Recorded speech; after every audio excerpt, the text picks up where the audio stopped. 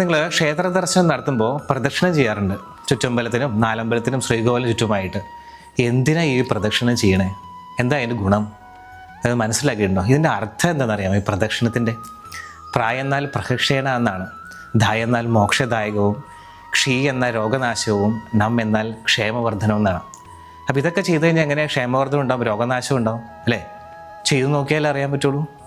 ഒരു കാര്യം മനസ്സിലാക്കിക്കോളൂ, ക്ഷേത്രത്തിന് മതിൽക്കെട്ടിന് അകത്തേക്ക് കയറുന്ന സമയം മുതൽ ശ്രീകോവിലിന് ഭഗവാനെ ഭഗവതിയെ ദർശിക്കുന്ന സമയം വരെ നമ്മൾ കടന്നു ചെല്ലുന്നത് നമ്മുടെ ഫിസിക്കൽ ബോഡിയിൽ മാത്രം കൊണ്ടല്ല എഫക്റ്റ് ചെയ്യുന്നത്, ഇൻഫ്ലുവൻസ് ചെയ്യുന്നത്.